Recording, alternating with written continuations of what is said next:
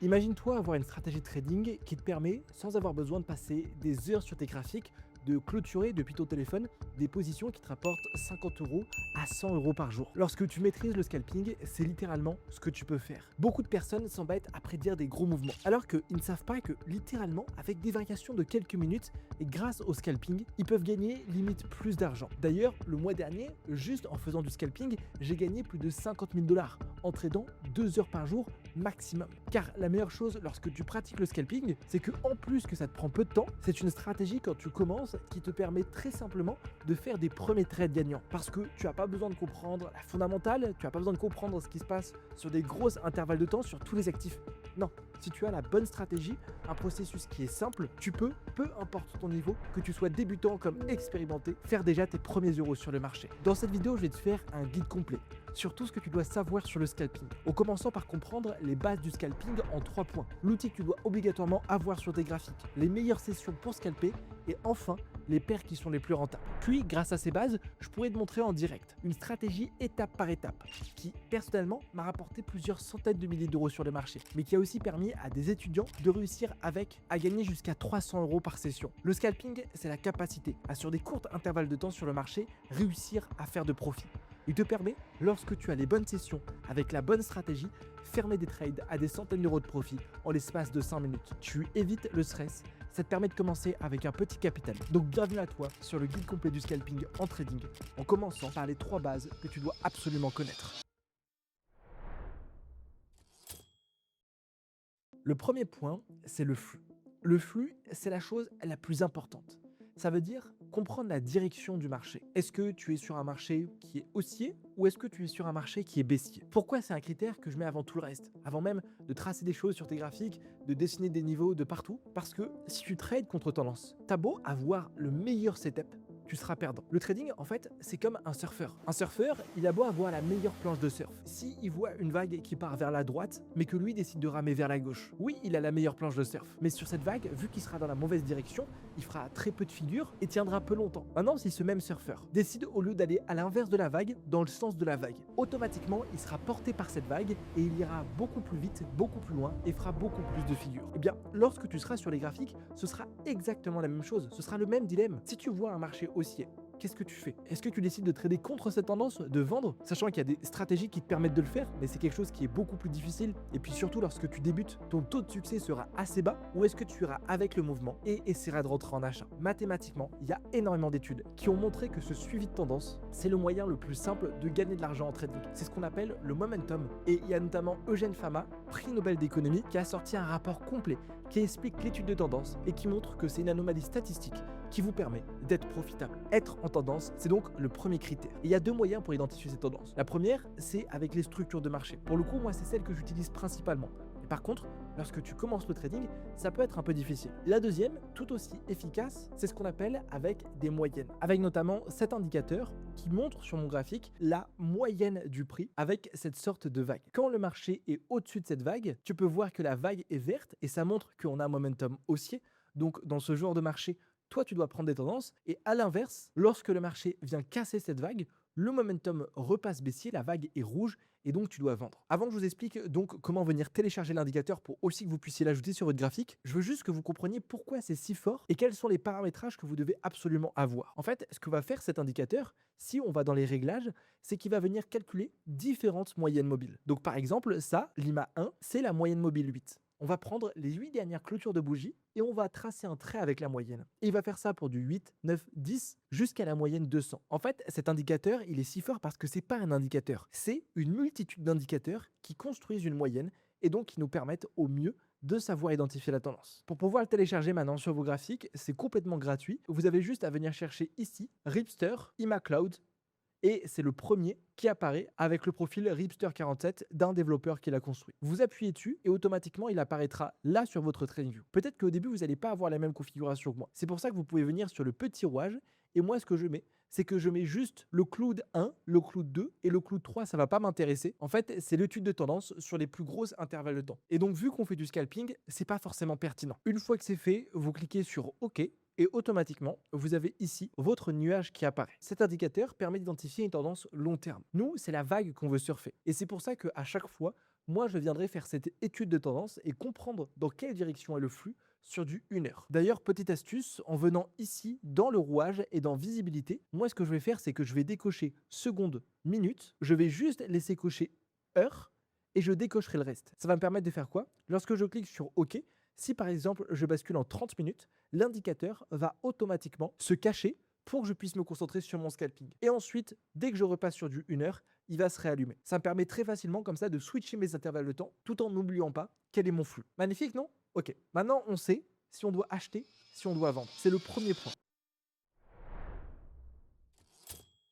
Le second point du scalping, ça va être de rentrer au bon moment. Et ça, c'est ce qu'on appelle les kill zones entrées. Je reprends l'exemple de mon surfeur. À votre avis, dans quel moment le surfeur fera les plus belles vagues? Est-ce que ce sera lorsque l'océan sera complètement plat ou ce sera lorsqu'il y aura des vagues magnifiques sur lesquelles il pourra se positionner parfaitement? C'est effectivement la seconde. C'est logique. Quand on va avoir du volume, c'est ici qu'il va s'éclater et faire les meilleures sessions. Alors, en trading, on n'a pas de vagues. Par contre, au trading, on a ce qu'on appelle de la volatilité. Et contrairement à ce qu'on vous dit dans les médias, plus la volatilité est haute sur le marché, plus ça va vous donner d'opportunités. Ce que vous voulez, c'est surtout pas arriver sur un marché où le prix fait du surplace, comme le surfeur lorsqu'il n'y a pas de vague. Vous voulez arriver sur un marché, surtout en scalping, où vous allez retrouver de la volatilité des mouvements pour vous positionner. Donc, si vous décidez de rentrer au hasard, donc par exemple à 13 h de l'après-midi, vous allez voir qu'il va y avoir aucun mouvement. Par contre, 1 heure plus tard, explosion du marché. Tout simplement parce qu'il faut trader sur les bonnes sessions. Et ça, c'est ce qu'on appelle les kill zones en trading. Pour appuyer ce que je vais dire, je vais vous montrer un logiciel que j'adore. Ce logiciel, il s'appelle mataf.net et dans Forex, outil de trading, volatilité du Forex, vous allez pouvoir mesurer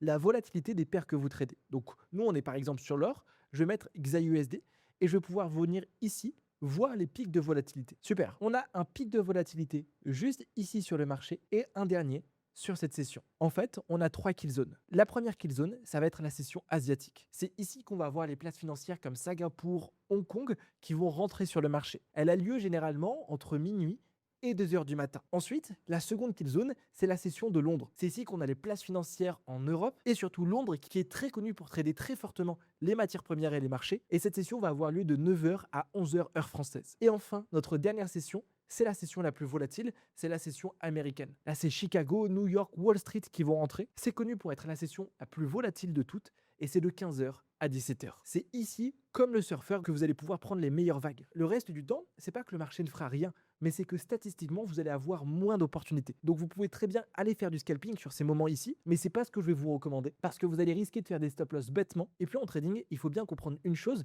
c'est que vous n'êtes pas payé autant que vous passez à trader, surtout en scalping. Vous pouvez très bien faire une très bonne session de scalping qui va durer 15 minutes et clôturer 3000 €, comme venir trader pendant une journée entière et perdre de l'argent. En trading, vous êtes payé uniquement à la qualité et à vos prises de décision. En tradant sur ces 3 sessions, vous êtes sûr d'avoir les meilleurs mouvements et d'être positionné au meilleur endroit. Ça, c'était le second point. Et le dernier point, c'est la paire. Parce que avant qu'on attaque la stratégie et que je vous explique comment ça fonctionne, le scalping ne peut pas se pratiquer sur tous les actifs. Typiquement, le marché du Forex, comme par exemple Euro-USD, si je me mets sur des gros intervalles de temps comme du 4 heures ou même du daily, en fait, c'est un marché qui est connu pour être en range. C'est-à-dire que vu que c'est un marché interbancaire, donc la plupart des transactions sont faites par les banques n'ont pas d'intérêt à ce que le prix parte en ligne droite d'un côté ou d'un autre. Le marché va souvent faire du surplace et ça, c'est mauvais en scalping, surtout avec la stratégie que je vais vous apprendre. Parce que si je remets mon indicateur ici, eh bien regardez, très difficilement il va venir identifier des tendances. Il va tout de suite passer rouge, vert, etc. parce que le marché fait du surplace. Maintenant, si je vous montre le cours de l'or, regardez la taille des mouvements qu'on a. Pourquoi? Parce que ce n'est pas un marché interbancaire. Parce qu'en fait, sur toutes les matières premières, comme l'or, le pétrole, l'argent, le cuivre et les indices boursiers, le cours ne va pas bouger parce que les banques se positionnent, mais va bouger pour des raisons géopolitiques, pour des raisons financières. Et ça, c'est ce qu'on veut en tant que trader, parce que c'est ce qui permet d'avoir des mouvements beaucoup plus gros. Nous, on veut pouvoir surfer cette grosse vague. Ce qu'on veut surtout pas, c'est avoir un marché qui fait du surplace comme ça. Donc ce que je vais faire, c'est que je vais faire une watchlist devant vous avec les actifs les plus intéressants que je vais appeler scalping et je vais vous dire, moi, lesquels je vous recommande de trader. Le premier, donc l'or, obligatoire.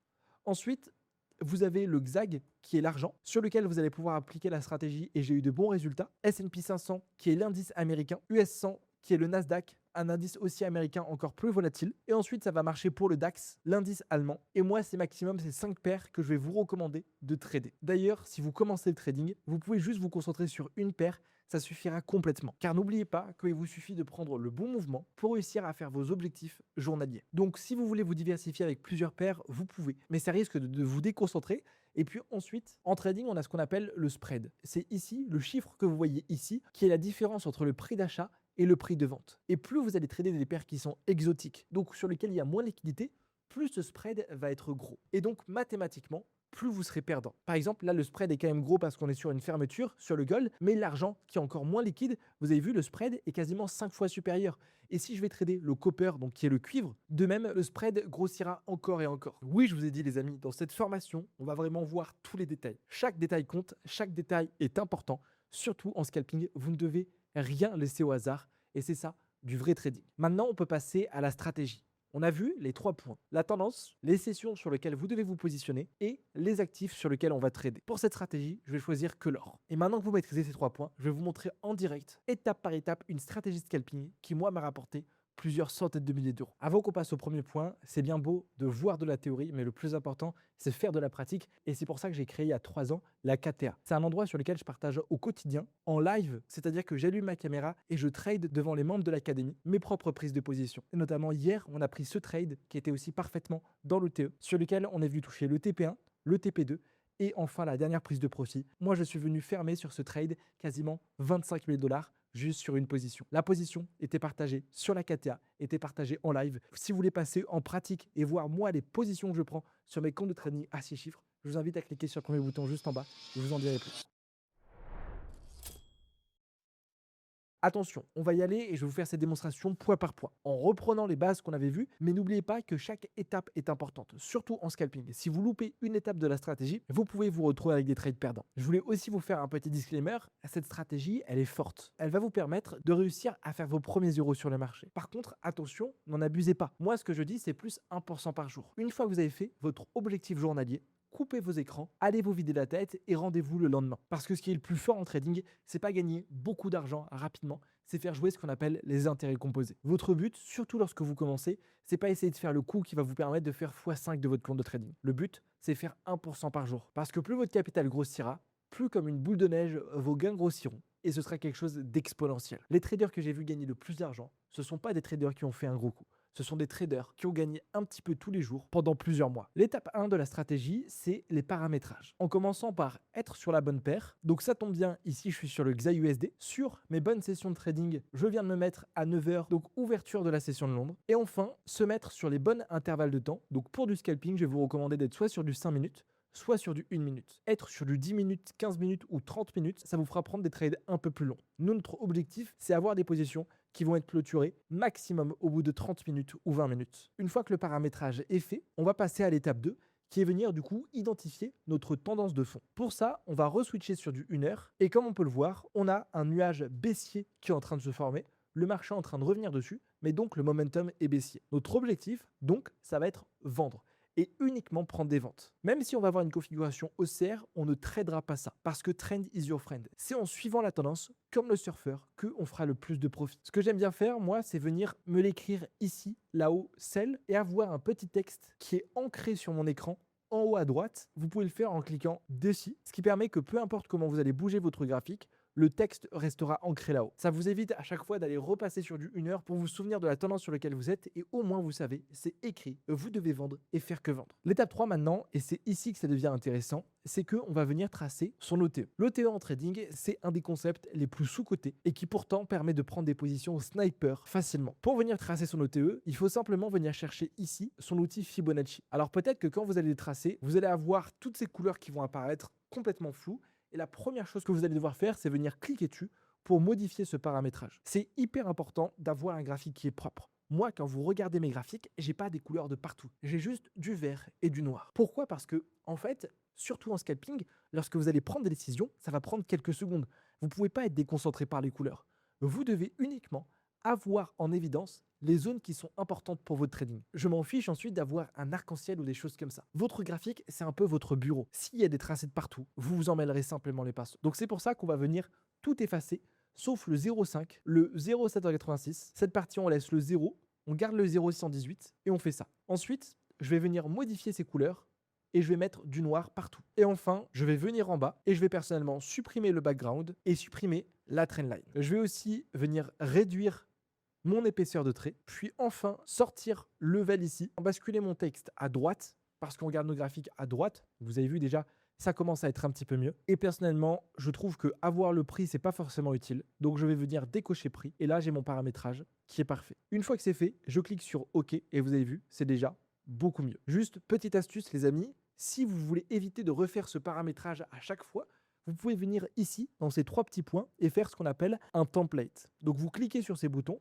et vous allez pouvoir mettre un nom de ce template. Donc par exemple, vous l'appelez OTE. En cliquant dessus et en le sauvegardant, automatiquement, ça vous permettra, quand vous allez tracer un Fibonacci, juste revenir cliquer dessus, revenir sur ces 3 petits points, mettre votre template, et c'est parfait. Ça, c'est quelque chose qui va vous faire gagner du temps. Ok, très bien. Maintenant, que faire avec ce Fibonacci? Ce Fibonacci, on se rappelle, on est sur une tendance baissière. Donc, sur une tendance baissière, on doit identifier les points hauts et les points bas. Pour le moment, ce que je peux voir, c'est que j'ai ici ce high de marché et j'ai ici ce low de marché. Donc, je vais venir récupérer mon Fibonacci et je vais le tracer de ce point haut à ce point bas. Si ça avait été une structure haussière, donc par exemple ici, je l'aurais tracé du point bas au point haut. Maintenant, comment s'en servir? Cet OTE a plusieurs niveaux.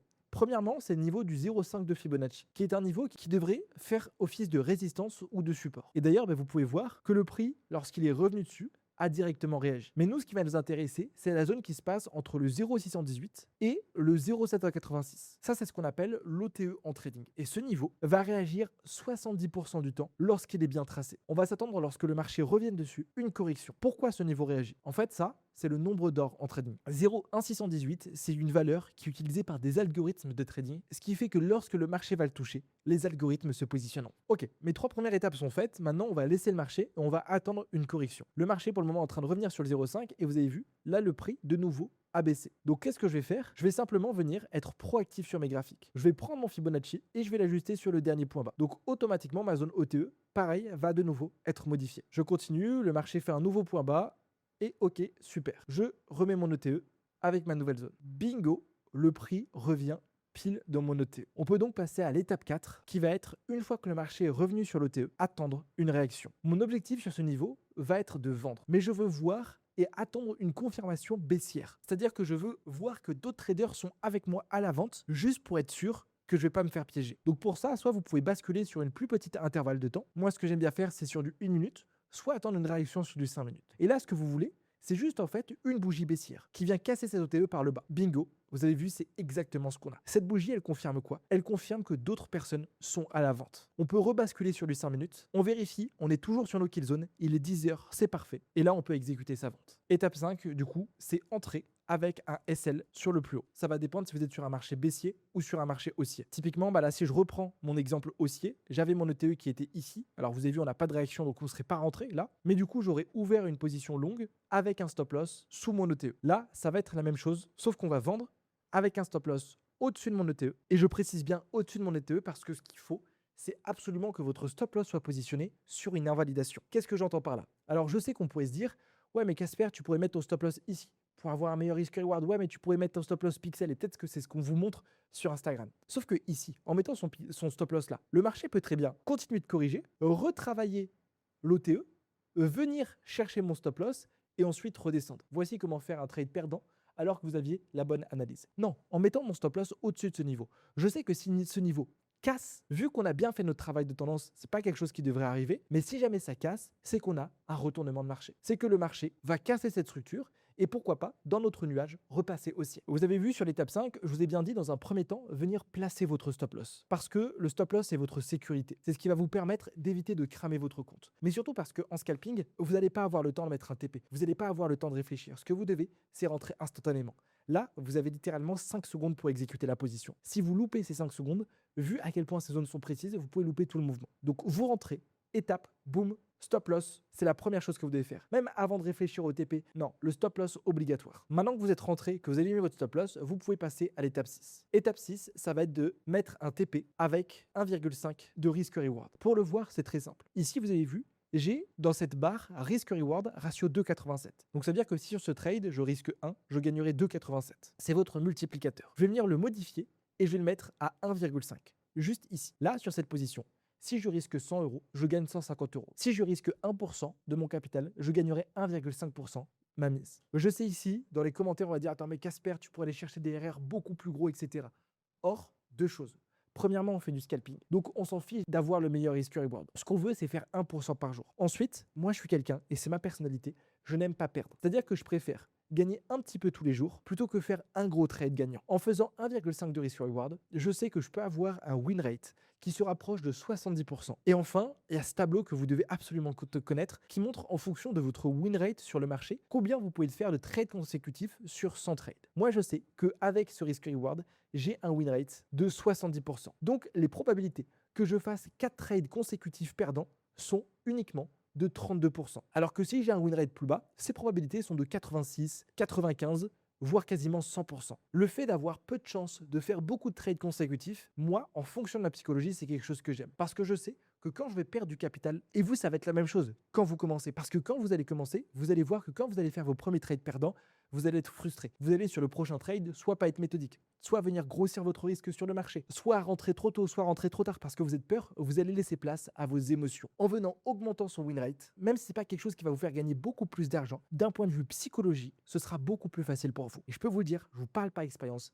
j'ai été à votre place quand j'ai commencé le trading. Et à l'époque, on vendait que des gros SQ Rewards. Mais moi, ce qui m'a permis d'être rentable et de faire tous les mois des payouts, c'est ça. Trouver quelque chose qui s'adapte à ma psychologie. Très bien. Maintenant, on va voir ce qui se passe, on va attendre la clôture et regardez-moi la réaction. Regardez-moi à quel point c'est pixel. Et c'est pour ça que je vous disais qu'il fallait être ultra précis. Le marché corrige et le TP est explosé. On est rentré à 10h05, on a clôturé le trade à 10h15. Il y a eu 10 minutes de prise de position. Si je me mets sur du 1 minute, regardez à quel point c'est précis. Ça, c'est la puissance de l'OTE. Et pensez pas que c'est de la chance. On a fait tout ce travail en amont. Ok, super. Maintenant, on va laisser le cours bouger. Et de nouveau, donc là, notre kill zone de Londres est terminée. On coupe les graphiques, on attend notre prochaine session qui sera à 15h de l'après-midi, session US. Ok, on est reparti, notre étape 1 est déjà faite, notre étape 2, on est toujours sur une tendance baissière, donc on passe directement à l'étape 3. On va venir tracer notre OTE. Donc je vais prendre maintenant ce point haut et on a créé ce point bas avec, donc je vais dessiner mon point bas ici. Qu'est-ce que je peux voir? J'ai ma zone OTE qui est juste là. On n'a maintenant plus qu'à attendre que le marché revienne dessus. Je vous fais une petite parenthèse, des fois vous allez voir que le marché ne reviendra pas dessus et fera de nouvelles structures. C'est pas grave. Patienter. En trading, vous devez être comme un sniper. Un sniper, il peut venir attendre des heures cachées dans son fort pour prendre la meilleure opportunité parce qu'il sait qu'il n'y aura pas de seconde chance. En trading, on est des snipers sur les graphiques. Si vous décidez de rentrer sur n'importe quel mouvement, peut-être que vous allez faire des trades gagnants, mais à la fin de la journée, votre compte ira mal. Alors qu'en décidant de filtrer uniquement les meilleures opportunités, celles qui sont 5 étoiles, vous prendrez moins de positions et vos positions seront beaucoup plus gagnantes. Bingo, à 15h pile pétante, le marché revient dessus. Si vous pensez que c'est du hasard, pourquoi le marché revient pile poil dessus à 15h? Parce que ouverture américaine. Donc là, je bascule sur du 1 minute et je vais venir attendre une réaction. On a clôturé en bas, donc ça, c'est une vente qu'on peut prendre. Ma vente, je la mets ici, stop loss sur le plus haut, et je vais venir chercher mon 1,5 de risk reward. On est parti, le prix corrige directement, regardez l'entrée qu'on arrive à avoir. On revient chercher notre point d'entrée, et là regardez, le marché est en train de travailler l'OTE. Mais nous, on a notre stop loss qui est sur l'OTE. On va voir ce qui se passe, et vous voyez, de nouveau l'OTE corrige. Donc là, on voit vraiment l'importance de mettre son stop loss au-dessus de l'OTE, pour éviter de se faire stopper. Le prix était à 2 doigts de chercher notre TP, et bingo, on va se faire déclencher. De nouveau, sur ce trade, vous risquez 100 euros, vous gagnez 150 euros. Sur la session de Londres, TP touché. Sur la session américaine, TP touché. Je vous dis, cette stratégie est complètement folle. On va voir ce que le marché fait. Ensuite, regardez, le prix retrace. Si je bascule sur du 1 minute, alors là, c'est pour prendre encore plus de risques. De nouveau, si je prends ce point haut et que je prends ce point bas, je pense que j'ai un OTE, ouais, parfait. On est en train de revenir sur l'OTE de nouveau. Et donc, si je veux vraiment m'exposer plus, je pourrais encore une fois prendre du risque, aller chercher 1,5. Et qu'est-ce que va faire le marché? Voilà, c'est magique. C'est magique. Et ça, c'est une position qui m'a rapporté quasiment 4000 $. On avait une zone d'achat qui était 5 étoiles sur l'or. Pareil sur la session US. D'ailleurs, regardez les amis, on est ici sur l'académie, l'endroit sur lequel je partage au quotidien tous mes trades, toutes mes prises de position. Avant qu'on passe au premier point, c'est bien beau de voir de la théorie, mais le plus important, c'est faire de la pratique. Et c'est pour ça que j'ai créé il y a 3 ans la KTA. C'est un endroit sur lequel je partage au quotidien, en live, c'est-à-dire que j'allume ma caméra et je trade devant les membres de l'académie mes propres prises de position. Et notamment hier, on a pris ce trade qui était aussi parfaitement dans l'OTE, sur lequel on est venu toucher le TP1, le TP2, et enfin, la dernière prise de profit. Moi, je suis venu fermer sur ce trade quasiment 25 000 $ juste sur une position. La position était partagée sur la KTA, était partagée en live. Si vous voulez passer en pratique et voir moi les positions que je prends sur mes comptes de trading à 6 chiffres, je vous invite à cliquer sur le premier bouton juste en bas, je vous en dirai plus. Bon, j'espère que vous avez aimé cette formation sur le scalping. Comme vous le voyez, le plus important, c'est être méthodique, vraiment suivre toutes les étapes. Donc, n'hésitez pas à revoir la vidéo pour ne pas les louper. Et puis, allez tester ça sur vos graphiques avec des petits lots sur des comptes démonstration. N'hésitez pas à me dire quels sont vos résultats en commentaire. Ce sera un plaisir pour moi de voir ça. Et je vous dis rendez-vous pour la prochaine vidéo. C'était Casper. Et avant que je vous lâche ici, je vous mettrai une vidéo ici sur comment correctement utiliser son Fibonacci avec les structures de marché si vous avez du mal, que je vous invite fortement à aller voir, qui est complémentaire à cette vidéo. À très bientôt. Ciao, ciao.